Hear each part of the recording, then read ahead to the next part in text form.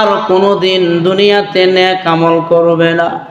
এজন্য আফসোস করে জমিন কাঁদে, আসমান কাঁদে। আসমান কেন কাঁদে? আসমান বলে আল্লাহ, একজন মানুষের নেক আমল আসমানে ফেরেশতারা নিয়ে যায় দুইটা টাইমে, ফজরের নামাজের পরে আর আসরের নামাজের পরে। এই দুইটা টাইমে মানুষের নামায় আমল আসমানে ফেরেশতারা নিয়ে যায়। যদি তার আমল ভালো হয়, নেক আমলের সুঘ্রাণে আসমান মুখরিত হয়ে যায়, আসমান সুগন্ধিময় হয়ে যায়। আসমান বলে আল্লাহ, সে তো দুনিয়াতে নামাজ পড়েছে, কোরআনের তেলাওয়াত করেছে, জিকির করেছে, ওয়াজ শুনেছে, তার নেক আমল যখন প্রতিদিন ফেরেশতারা আমি আসমানের কাছ দিয়ে নিয়ে যাইত, ওই বান্দার নেক আমলে আমি আসমান মুখরিত হয়ে যাইতাম, সুগন্ধিময় হয়ে যাইতাম। এজন্য সে বিদায় হয়ে গেল, সে তো দুনিয়াতে নেক আমল করবে না। রাসূল কয় বাকাতিস সামাওয়াতু ওয়াল আরদ, একজন নেককার বান্দার জন্য আসমান ও জমিন কাঁদে। আল্লাহর নবী কয় শুধু আসমান আর জমিন নয়, একজন খাঁটি ইমানদার নেককার বান্দা যখন দুনিয়া থেকে বিদায় হয়ে যায়, স্বয়ং মহান আল্লাহর আরশ পর্যন্ত কাঁপতে শুরু করে দেয়। আল্লাহর আরশ পর্যন্ত কাঁপে, যখনই মারে জমিন, যাকেই মারে। আল্লামা বিমল সাইদি রহমতুল্লাহ আলাইহি যেদিন দুনিয়াতে বিদায় গেছে, জমিনটা একটা নারাম আছে, নারা দিয়েছে, ভূমিকম্প হয় না? হাদিসের মধ্যে আসছে আল্লাহ ওয়ালারা চলে গেলে জমিন বরদাস্ত করতে পারে না, আসমান মেঘাচ্ছন্ন হয়ে যায়, অন্ধকার হয়ে যায়, কান্না কান্না ভাব চলে আসে। রাসূল কয় শুধু আসমান জমিন নয়, ইত্তাজ আরশুর রহমান, আল্লাহর আরশ পর্যন্ত কাঁপতে থাকে একজন নেককার বান্দা দুনিয়া থেকে বিদায় হয়ে গেলে। এজন্য আমার ভাইয়েরা, নেককার বান্দা বড় দামি। তাহলে বোঝা গেল আমরা ছিলাম জান্নাতের ভিতরে, দুনিয়াতে আসছি, আবার কিন্তু আমরা দুনিয়াতে থাকবো না, চলে যাইতে হবে। হযরতে আদম আলাইহিস সালাতু ওয়াস সালাম তারা দুইজন জান্নাতের ভিতরে ছিল, জান্নাত থেকে তারা দুনিয়াতে চলে আসছে, আর তাদের মাধ্যমে আমরা দুনিয়াতে চলে আসলাম। গোটা মানব জাতির মা বাবা হযরতে আদম এবং হাওয়া আলাইহিস সালাতু ওয়াস সালাম, তাদের মাধ্যমে আমরা দুনিয়াতে আসলাম। লক্ষ্য করে দেখেন, বাবার এক ফোঁটা নাপাক পানি যখন নাকি মায়ের বাচ্চা রেহেমদানির ভিতরে যায়, যাওয়ার পরে মায়ের বাচ্চা রেহেমদানির ভিতরে আল্লাহ ফেরেশতা তৈরি করে রেখেছেন। ফেরেশতারা ওই নাপাক পানিটা হাতে নিয়ে আল্লাহর কাছে বলে, আল্লাহ এই পানি কি কাজে লাগাবো না নষ্ট করে ফেলবো? আল্লাহ এই পানি কি কাজে লাগাবো না নষ্ট করে ফেলবো? আল্লাহ কয় ফেরেশতারা রে, আমি আল্লাহর নতুন করে বলার প্রয়োজন নাই, এই পানি কাজে লাগাইবা না নষ্ট করে ফেলবা। আমি আল্লাহ বান্দাকে বানানোর 50,000 বছর আগে ওই বান্দার চেহারা সুরত পুরা বডি আমি আল্লাহ আমার লৌহে মাহফুজের মধ্যে লেখে ঝুলাইয়া দিয়েছি। রে ফেরেশতারা, নতুন করে বানাইবার প্রয়োজন নাই। ফেরেশতারা বলে, আল্লাহ এই বান্দাকে যে আমরা বানাবো, বান্দার হাতের পায়ের আঙ্গুলকে 20টা দিব না 22টা দিব? দেখবেন অনেক মানুষের 22 আঙ্গুল আছে না নাই? অনেক মানুষের 24 আঙ্গুল। এই যে এক একটা করে আঙ্গুল বাড়তে, ফেরেশতারা বলে, আল্লাহ বান্দাকে যে বানাবো চোখ কি জায়গায় বসাবো না চোখের সেন্টার লড়াই দিব? দেখবেন অনেক মানুষের চোখের সেন্টার লড়াই, কোন দিকে চায় ভালো করে বোঝা যায় না, যারা ট্যাগরাস বলা হয়। আল্লাহ কয় ফেরেশতারা রে, কোন জায়গায় বসাইবা আঙ্গুল কয়টা দিবা? আমি আল্লাহ দ্বিতীয়বার বলতে চাই না।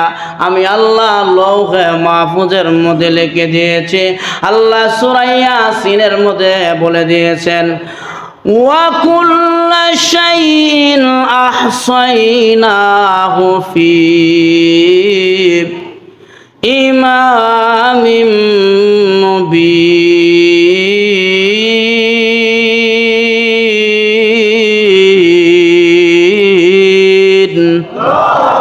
ইমামিম মুবিন আই ফি কিতাবিম মুবিন। আমি আল্লাহ কিতাব আকারে, বই আকারে বান্দার অবয়ব পড়ি আমি আল্লাহ লৌহে মাহফুজের মধ্যে লেখে টানাইয়া দিয়েছি, ওখান থেকে বানায় নাও।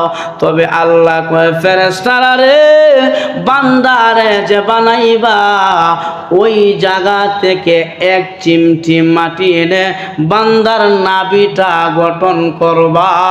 যেই জায়গাতে তার মরার পরে দাফন হয় ওই জায়গার মাটি দিয়া বান্দার নাভিটা গঠন করে নেবা।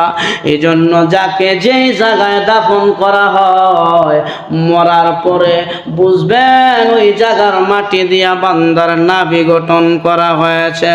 এখন আপনারা প্রশ্ন করতে পারেন, হুজুর অনেক মানুষকে তো দাফন দেওয়া হয় না, কাফন দেওয়া হয় না, যেমন হিন্দুদেরকে আগুনে পুড়ায় দেওয়া হয়, এর সারা শরীর পুড়ে গেলেও নাভিটা পুড়ে না। নাভি ছিটকে গিয়ে দূরে অন্য জায়গায় গিয়ে পড়ে, যেই জায়গার মধ্যে পড়ে ওই জায়গার মাটি দিয়া তার নাভিটা গঠন করা হয়েছে। অনেক মানুষকে সাগরে, সমুদ্রে ভাসিয়ে দেওয়া হয়, এর সারা শরীর পচে গেলেও নাভিটা পচে না। নাভি এবং শরীর পচে গেলে সমুদ্রের নিচে যেই জায়গার মধ্যে পড়বে বুঝবেন ওই জায়গার মাটি দিয়া তার নাভিটা গঠন করা হয়েছে। অনেক মানুষকে তো বাঘে কে ফেলে, সাপে গিলে ফেলে, এর সারা শরীর হজম হইলেও নাভিটা হজম হয় না।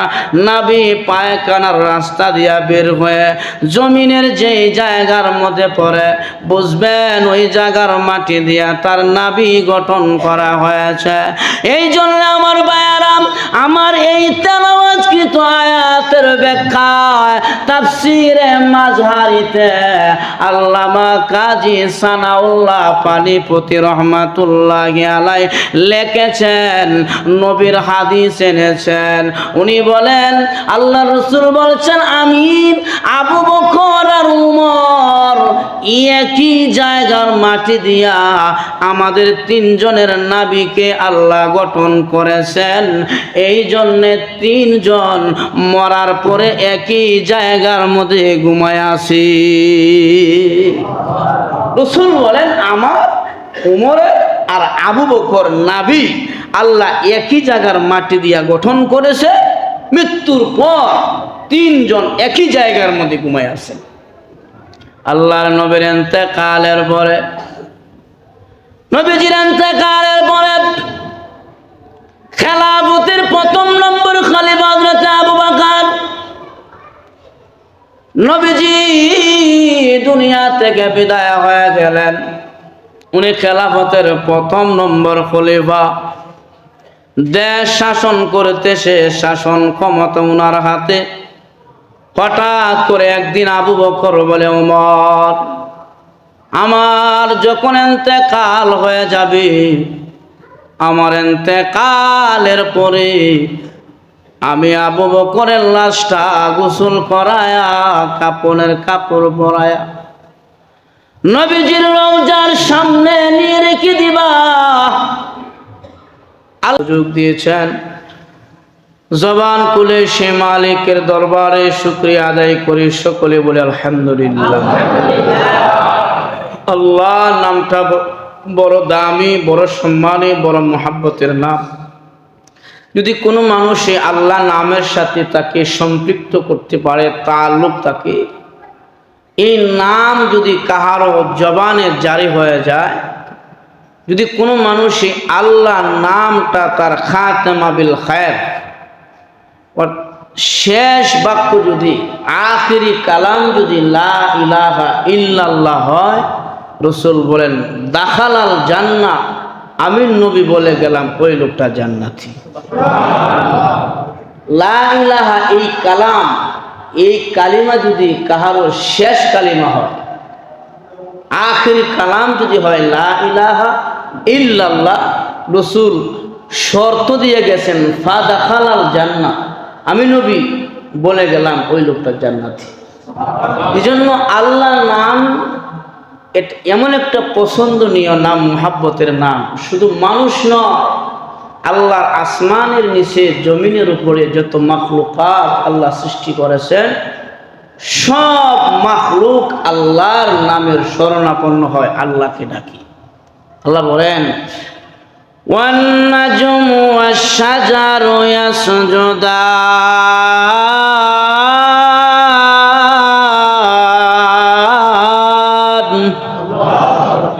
নাজম সাজার এক বড় বৃক্ষ, আর কিছু আছে তরুলতা বৃক্ষ। সাজার নাজমুন, এই দুই বৃক্ষ সব আল্লাহ তাআলার নামের জিকিরের মুহাব্বত তাদের ভিতরে আছে। সকলে আল্লাহ তাআলার নাম স্মরণ করে, কেউ বসে, কেউ দাঁড়ায়, কেউ রুকুর হালতে, সমস্ত মাখলুক আল্লাহ তাআলার নামকে কোনো না কোনোভাবে স্মরণ করতেছে, কারণ এটা মুহাব্বতের নাম। লক্ষ্য করে দেখেন আল্লাহর পয়গম্বর হযরত ইউনূস আলাইহিস সালাতু ওয়াস সালাম তাফসীরে আসছে আল্লাহর নামের মুহাব্বত মাখলুক কিভাবে করে, কিভাবে আল্লাহকে ডাকে। হযরত ইউনূস আলাইহিস সালাতু ওয়াস সালাম যখন নাকি উনাকে মাছে গিলে ফেলেছে, মাছে উনাকে গিলে ফেলার পরে জামে সগীর বগবিতে এনেছেন। এই মাছ ইউনূস আলাইহিস সালামকে নিয়ে ৮,০০০ মাইল পানির নিচে চলে গেছে। ৮,০০০ মাইল পানির নিচে মাছ নিয়ে চলে গেছে। ইউনূস আলাইহিস সালাম ৪০ দিন মাছের পেটে ছিলেন। তাফসীরে ওয়ালারা লিখেছে এই ৪০ দিনে ১৮,০০০,০০০ কিলোমিটার রাস্তা এই মাছ ইউনূস নবীকে নিয়ে ভ্রমণ করেছে পানির নিচে। হযরত ইউনূস আলাইহিস সালাম মাছের পেটে যাওয়ার পরে উনি তো দুশ্চিন্তায় পড়ে গেলেন, হায় রে, মাছের পেটে আসলাম, আবার আরেকটা মাছ ওনাকে গিলে ফেলছে, আবার পানির অন্ধকার, তিনটি অন্ধকারের ভিতরে ইউনূস নবী চলে গেল। গিয়ে উনি আল্লাহর শরণাপন্ন থেকে একটু দূরে চলে গেলেন, চিন্তায় আল্লাহ তাআলার নাম থেকে দূরে চলে গেলেন। তো পয়গম্বররা যেখানে থাকে ওই জায়গার ভিতরে আল্লাহর ফেরেশতা জিবরাইল তাদের সাথে থাকেন। ইউসুফ নবী যখন জেলখানায়, জিবরাইলও জেলখানার ভিতরে চলে গেল। ইউসুফ আলাইহিস সালামকে, জিবরাইল তুমি তো রহমতের ফেরেশতা, তুমি কেন জেলখানার মধ্যে আসলে? সুর বাট পাড়া জায়গা, এই জায়গায় তোমার আসামি ধরে নিয়ে আসছে। হযরত ইউসুফ আলাইহিস সালাম বলেন, ওগো আল্লাহর পয়গম্বর। জিবরাইল বলেন, ওগো আল্লাহর পয়গম্বর ইউসুফ, যেই জেলখানার ভিতরে ইউসুফ নবীর মতন ব্যক্তি ঢুকে যায়, ওইটা আর চোর বাটপাড়দের জায়গা থাকে না, ওই জায়গা তো আল্লাহ রহমতের বেষ্টনীর ভিতরে পড়ে যায়। ইউনূস নবী যখন মাছের পেটে চলে গেলেন, জিবরাইল আলাইহিস সালাতু ওয়াস সালাম ইউনূস নবীর সাথে, তো হঠাৎ করে অতুল পানির নিচে ইউনূস আলাইহিস সালাম শুনতে পায় আল্লাহ আল্লাহ আল্লাহ আল্লাহ নামের জিকির বহু কণ্ঠে, ১-২ কণ্ঠে না, বহু কণ্ঠে আল্লাহ আল্লাহ নামের জিকির করে পানির নিচে। ইউনূস আলাইহিস সালাম আশ্চর্য হয়ে গেলেন, কি ব্যাপার, আমি তো আল্লাহকে ভুলে গেছি এই অন্ধকারের ভিতরে আসিয়া, কিন্তু বহু কণ্ঠে পানির নিচে আল্লাহ আল্লাহ নামের জিকির করে উনি আশ্চর্য হয়ে গেলেন। আল্লাহর পয়গম্বর ইউনূস আলাইহিস সালাম জিবরাইলকে ডাক দিয়ে কয়, আরে জিবরাইল, আমি অতুল পানির নিচে আমার কানে শুনতে পারলাম আল্লাহ আল্লাহ নামের জিকির বহু কণ্ঠে আসতেছে, কোথায় থেকে আসে? হযরত জিবরাইল আলাইহিস সালাতু ওয়াস সালাম বললেন, ওগো আল্লাহর নবী ইউনূস, এই নদীর নিচে, সাগরের নিচে পাথর আছে, কাঙ্কর আছে, এই পাথরগুলো আমার আল্লাহ পাকের জিকির করে প্রতিদিন। গুঞ্জনের আওয়াজ, পাথরগুলো আল্লাহ পাকের জিকির করে। ইউনূস আলাইহিস সালাম বলে, হায় রে, আমি তো মাছের পেটে আসিয়া আল্লাহকে ভুলে গেলাম। যখন নাকি পাথরের কণ্ঠে আল্লাহ নামের জিকির উনি শুনতে পাইলেন, উনিও মাছের পেটে আল্লাহ তাআলার শরণাপন্ন হয়ে গেলেন, উনিও জিকির করতে লাগলেন, লা ইলাহা ইল্লা আনতা সুবহানাকা ইন্নী কুনতু মিনাল জালিমিন। এই জিকির যখন ইউনূস নবী মাছের পেটে শুরু করে দিলেন, আল্লাহ তাআলা বলেন, ইউনূস মাছের পেটে আসিয়া আমি আল্লাহকে বলো নাই, আমি আল্লাহর জিকিরে শরণাপন্ন হয়েছ, আমি আল্লাহর জিকির শুরু করে দিয়েছ রে ইউনূস, যাও ফাস্তাজাবনা লাহু, আমি আল্লাহ তার ডাকে জবাব দিয়েছি। শুধু জবাব দিয়েছি তাই নয়, ওয়ানাজাইনাহু মিনাল গাম্মি, আমি আল্লাহ তাকে দুশ্চিন্তা থেকে মুক্তি দিয়েছি। শুধু মুক্তি দিয়ে দিলাম এমনটা নয়, ওয়া কাযালিকা নুনজিল মুমিনিন, কিয়ামত পর্যন্ত আমার বান্দা বান্দি যারা দুনিয়ার মুসিবতের মধ্যে পড়িয়া, আপদে বিপদে পড়িয়া আমি আল্লাহকে স্মরণ করবে, আমি আল্লাহ যেমন ভাবে ইউনূস নবীকে জিকিরের বরকতে মাছের পেট থেকে মুক্তি দিয়েছি, কিয়ামত পর্যন্ত আমার জিকিরকারী বান্দাদেরকে জিকিরের বরকতে দুনিয়ার মুসিবত থেকে মুক্তি দিতে থাকবো। তাহলে জিকির করলে আল্লাহর সাথে বান্দার সম্পর্ক হয়, তাআল্লুক হয়, আল্লাহ বান্দার একটা ভালোবাসার বন্ধন সৃষ্টি হয়। তাছাড়া জিকির করলে দুনিয়াতে যতই মুসিবত আপনার আমার উপরে আসুক না কেন, যদি কোনো মানুষ জিকিরের আমল করে, লা ইলাহা ইল্লাল্লাহ, লা ইলাহা ইল্লাল্লাহ, এই জিকিরের আমল যদি কোনো মানুষ করে, হরদম দায়ামান জিকিরের আমলটা সে তার জবানে জারি রাখে, আল্লাহ বলেন, বান্দা যত মুসিবত তোমার উপরে আসুক না কেন, জিকিরের বরকতে আমি আল্লাহ মুসিবত থেকে তোমাকে উদ্ধার করে দিব। এই আল্লাহ নামটা জবানে জারি রাখলে শেষ সময় আপনার জবান দিয়া আল্লাহ আল্লাহ নাম বের হবে, আল্লাহর জিকির বের হবে, আল্লাহর নাম বের হবে। আর কোনো মানুষ যদি আল্লাহর নাম নিয়ে দুনিয়া থেকে বিদায় হয়, রাসূল বলেন, দাখালাল জান্নাহ, আমি নবী বলে গেলাম ওই উম্মত আল্লাহর তৈরি জান্নাতে ঢুকে গেছে। এজন্য আমার ভাইয়ারা, এই জিকির বেশি বেশি করা দরকার আছে না নাই? বেশি বেশি করবে। আমি আপনাদের সামনে যে আয়াতে কারিমা তেলাওয়াত করেছি, আমার আয়াতে কারিমা একদম সহজ, আমরা সকলেই জানি যে আয়াত আমরা দোয়া হিসাবে পড়ি মুর্দাকে কবরে রাখার সময়, সকলে আমরা পড়ি, হ্যাঁ, মাটি হাতে নিয়া 3 বার মাটি দিয়ে আর 3 বার এই দোয়া পড়ি, মিনহা খলাকনাকুম ওয়া ফিহা নুঈদুকুম ওয়া মিনহা নুখরিজুকুম তারাতান উখরা।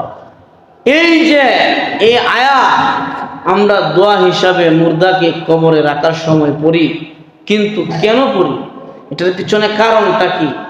আল্লাহ তাআলা এই আয়াতের মাধ্যমে জানায় দিয়েছে, বান্দা তোমাকে মাটি থেকে আমি আল্লাহ বানাইছি, আবার মাটির পেটের ভিতরে তোমাকে যাইতে হবে। হযরত আলী রাদিয়াল্লাহু আনহু বলছিল, আল্লাহ আমরা নবীকে বলছিল, নবীজি আমরা আল্লাহকে সাজদা 2টা কেন দিই? আল্লাহকে সাজদা 2টা কেন দিই? আমরা 2টি সাজদা দিই না, প্রত্যেক রাকাতে 2 সাজদা? আল্লাহ রাসূল কয়, আলী 2টি সাজদা দেওয়ার কারণ হলো মানুষকে আল্লাহ মাটি থেকে বানাইছে, আবার মরার পরে তাকে এই মাটির ভিতরেই রাখবে, এই জন্য সাজদা 2টা দেওয়া হয়। হ্যাঁ, তাহলে বোঝা গেল আপনাকে আমাকে আল্লাহ তাআলা এই মাটি থেকে বানাইলেন, হ্যাঁ, আর দুনিয়ার হায়াত শেষ হয়ে যাওয়ার পরে আমাকে কিন্তু আবার এই মাটির নিচে দাফন করে দিবে, মাটিতেই আমাকে রেখে দেওয়া হবে।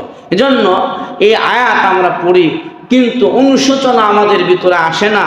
আমরা আয়াত পড়ি কিন্তু আয়াতের মর্মার্থ কি বুঝি না, আমরা আয়াত পড়ি, আয়াতের ভাব অর্থ কি আমরা অনুধাবন করি না, যার কারণে আমাদের ভিতরে পরিবর্তন আসে না। লক্ষ্য করে দেখেন, এই আয়াতের মধ্যে 3টি কথা জানিয়ে দেওয়া হয়েছে, বান্দা তুমি কোথায় থেকে এসেছো, আসো কোথায় এবং যাবে কোথায়। 3 কথা, কোথায় থেকে আসলাম, আছি কই এবং যাব কোথায়। মানুষ যদি এই 3টি কথা মানুষের মেধায় থাকে, কই থেকে আসলাম, আসি কই এবং যাব কোথায়, এই কথা যদি মানুষের জানা থাকে তাহলে ওই লোকটা দুনিয়াতে সে চলতে ফিরতে সে আল্লাহকে স্মরণ করবে, আল্লাহর বিধান মতো চলবে।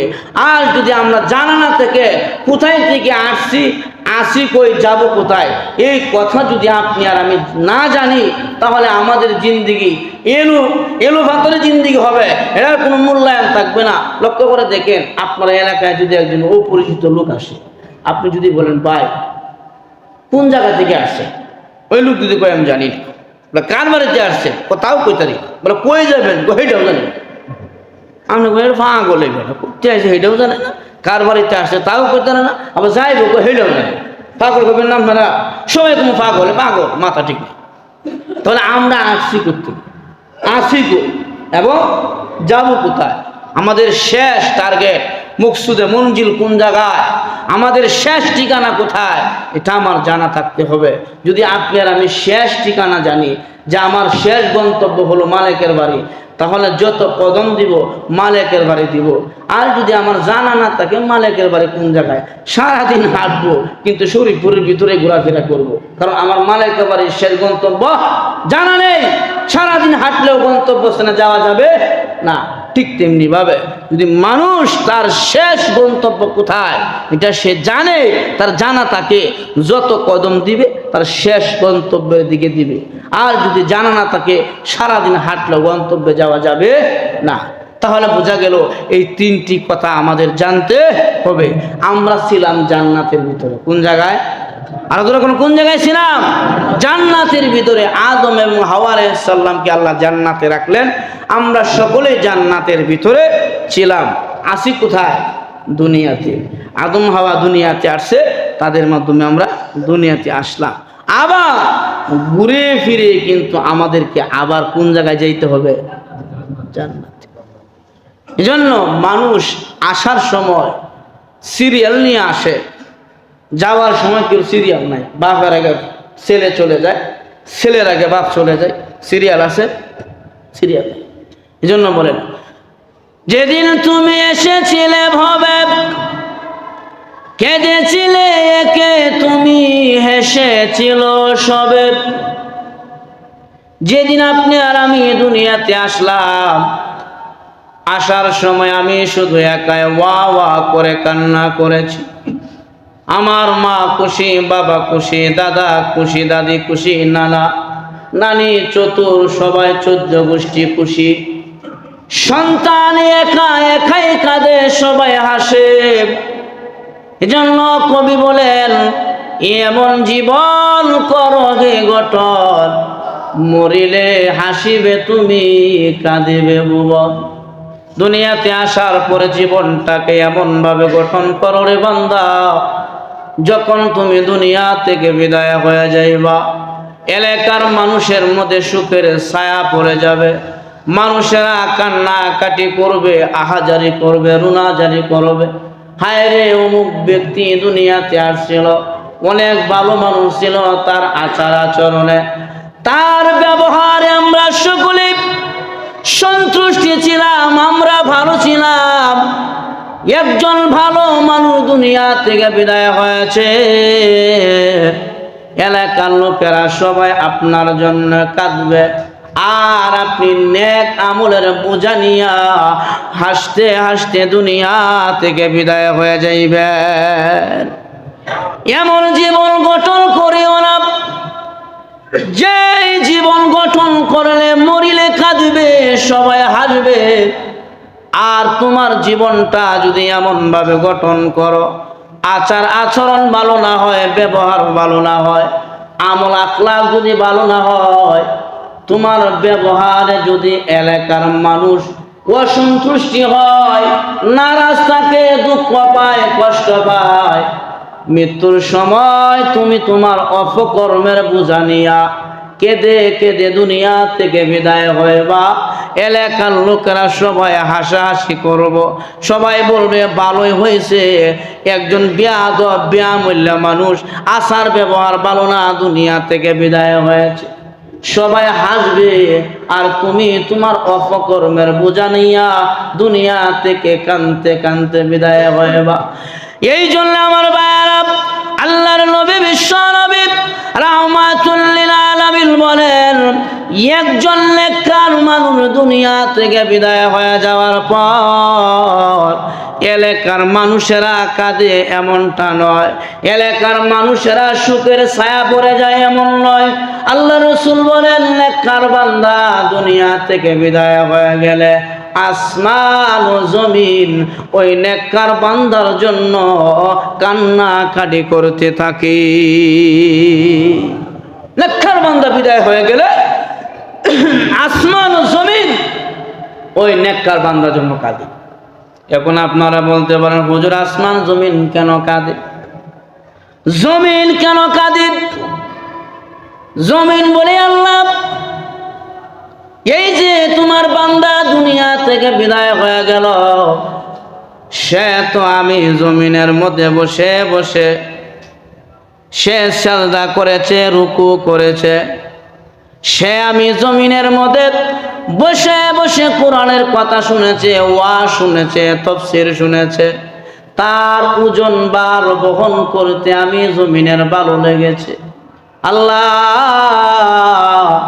তোমার এই নেককার বান্দা যে দুনিয়া থেকে বিদায় হয়ে গেল, সে তো আল্লাহর নবীরে জিজ্ঞাসা করবা, যদি নবীজি অনুমতি দেয় নবীর পাশে আমি আবু বকরের শোয়া দেবা, আর যদি নবীজি অনুমতি না দেয় অন্য দূরে কোথাও নিয়ে আমাকে শোয়া দেবা, বুঝবা 2 বছর শাসন আমলে নবী আমার প্রতি খুশি না।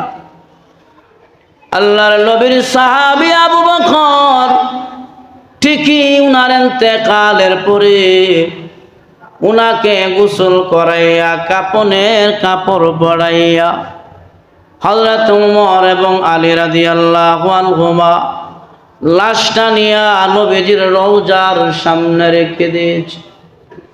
নবীজি বলে গেছে, আলী,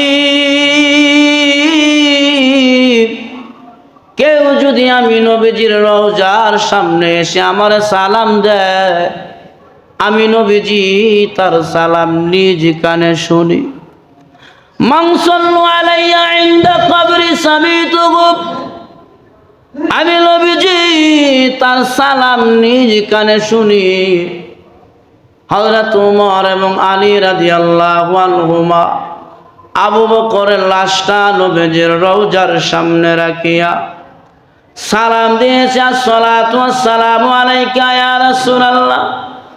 ও নবীজি, আপনার দুনিয়ার সাথী, দুনিয়ার বন্ধু আবু বকরের লাশ আপনার রওজার সামনে রাখা, যদি অনুমতি দেন আপনার পাশে শোয়া দেব, আর যদি অনুমতি না দেন অন্য কোথাও দূরে নিয়ে শোয়া দেব।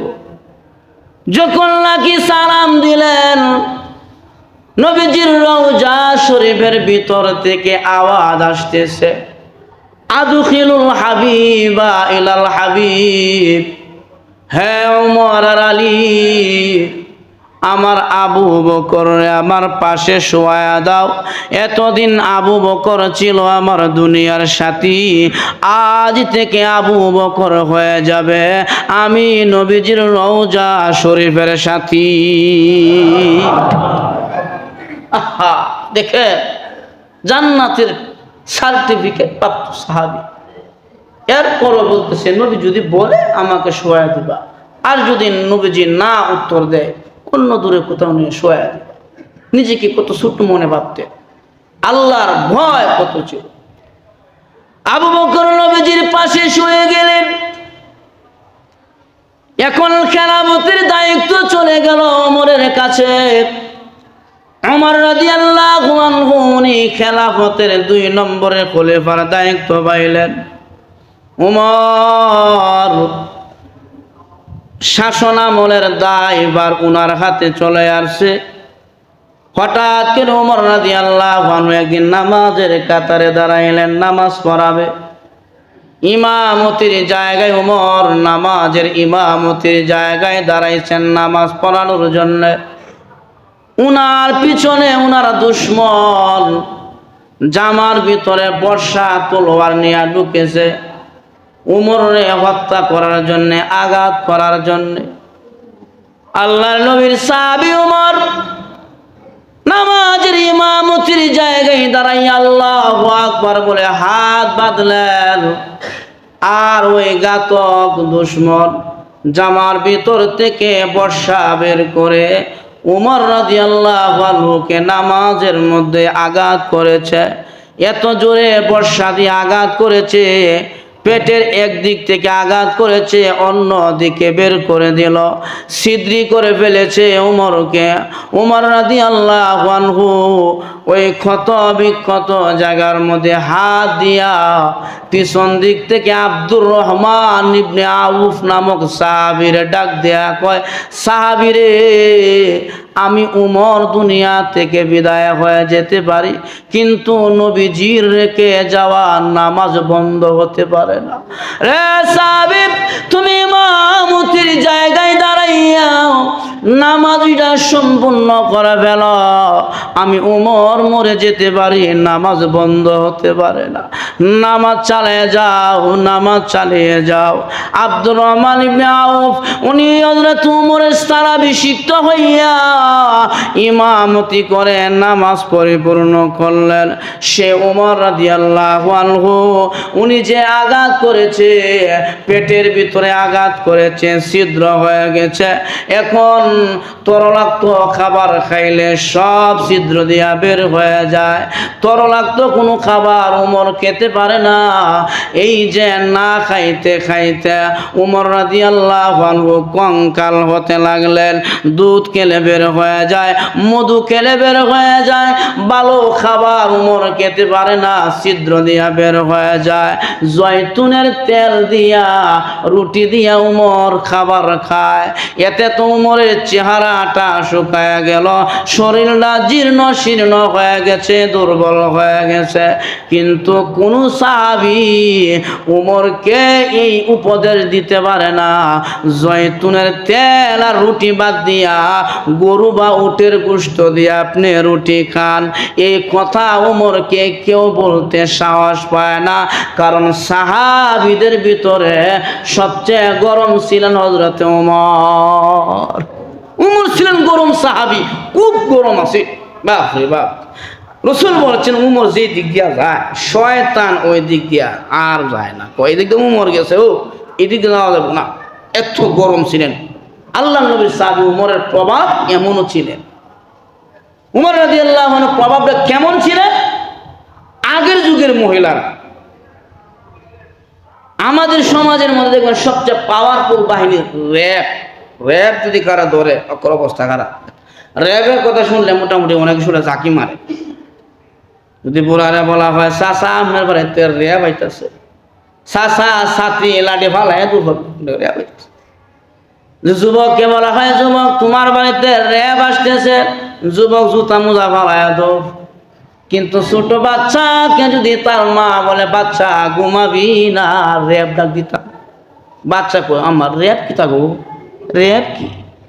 র্যাবের যে পাওয়ার এটা বাচ্চা জানে না, তার নলেজে নাই। কিন্তু উমর রাদিয়াল্লাহু আনহু এমন একজন সাহাবী, উনার পাওয়ার এত পরিমাণ ছিল, মদিনার মহিলারা বাচ্চা যখন খায় না, ঘুমায় না, কান্না করে, তখন বাচ্চার কানে কানে মহিলারা বলতো বাচ্চা রে ঘুমাবি না, উমর ডাক দিতাম। বাচ্চা বলে মা চক্ষু বন্ধ করে ঘুমায় গেলাম, সাবধান উমর ডাক দিয়েন না। কত বাবার ছিলেন, প্রভাব ছিল উমরের। সেই উমর রাদিয়াল্লাহু আনহু কে বলবে গোশত দিয়া রুটি খান, এই কথা কেউ বলতে সাহস পায় না। সব সাহাবীরা পরামর্শ করে। হাফসা রাদিয়াল্লাহু আনহা নবীজির বিবি উমরের মেয়ে, হাফসা রাদিয়াল্লাহু আনহার কাছে গিয়ে কয় ও উম্মাতুল মুমিনিন, তুমি তো নবীজির বিবি, আমাদের মা, তোমার আব্বা যে রুটি আর জয়তুনের তেল দিয়ে খায়, সয়াবিন তেল দিয়ে কয়টা রুটি খাইতে পারবেন? সম্ভব না। ওগো হাফসা, তোমার আব্বা যে জয়তুনের তেল দিয়ে রুটি খায়, এতে তো শরীরটা দুর্বল। বলবা গোশত দিয়া রুটি খাওয়ার জন্য শরীর তাজা হবে, শক্তিশালী হবে। হাফসা রাদিয়াল্লাহু আনহা সাহাবায়ে কেরামের পরামর্শ শুনিয়া বাবার কাছে গিয়া বলছে, আব্বা ও আব্বা, আপনি তো জয়তুনের তেল বাদ দিয়া গোশত দিয়া রুটি খাইলে খাইতে পারেন, এতে তো শরীরের অনেক উপকার হবে, আপনি শাসক। যেই মাত্র হাফসা রাদিয়াল্লাহু আনহা এই প্রস্তাব বাবার কাছে দিলেন, ওমর রাদিয়াল্লাহু আনহু চোখ দিয়া পানিগুলো বাচ্চার মতন গড়ায়া পড়তেছে আর বলতেছে, হাফসা রে, তুমি না বিশ্ব নবীর স্ত্রী? আরে হাফসা, তুমি না নবীর বিবি? বলো, তোমার জিন্দেগিতে আমার নবীজি কয়দিন গরুর গোশত দিয়া রুটি খাইছে? হাফসা রাদিয়াল্লাহু আনহা বলে, আব্বা, আমি জিন্দেগি ভর দেখেছি আমার নবী জয়তুনের তেল দিয়ে রুটি খাইতেন। আল্লাহর নবীর সাহাবী ওমর বলে, হাফসা রে, আমার শরীর কঙ্কাল কেন? আমার যদি মরণ হয়ে যায়, এরপরও আমি উমর আমার নবীর সুন্নাত থেকে বিন্দু পরিমাণ পিছপা হতে পারবো না। আমার নবী খায় না, আমি খাই, কি জন্য খাবো? সেই উমর রাদিয়াল্লাহু আনহু গুড়ির টাইম চলে গেছে, গোসল করে কয় বাজে? 12। কারণ আজকে তো আমরা আবার সব ভালো আছে, ঠিক না? 12। তো হাফসা রাদিয়াল্লাহু আনহু এই কথা বলার পরে নবীর সাহাবী উমর চোখের পানি ছেড়ে দিয়েছে। কারণ নবীর সাহাবীরা কদমে কদমে পদে পদে ইত্তেবায়ে রাসূল নবীর অনুকরণ করে গেছে। বলছে, আমার নবী সুন্নত ছিল জয়তুনের তেল দিয়ে রুটি নবীজি খাইতেন, আমি গোশত দিয়ে কেমনে খাবো? এত নবী খায় নাই, আমি পারবো না রে হাফসা, আমার এত মরণ হয়ে গেলে মরণ হয়ে যাক, কিন্তু নবীর সুন্নত থেকে বিন্দু পরিমাণ আমরা কি করতে পারবো না, পিছপা হইতে পারবো না। দেখেন কত কঠিন মুহূর্তে নবীর সুন্নতে ছাড়ে না, আর আমরা তো নবীর সুন্নতের কোনো খবরই নাই, অনুসরণের খবরই নাই। যেন নবীর সুন্নতের ইহতিমাম, সুন্নতে অনুসরণ করতে হবে। ইনশাআল্লাহ রাজি আছে না? যে আলোচনা অনেক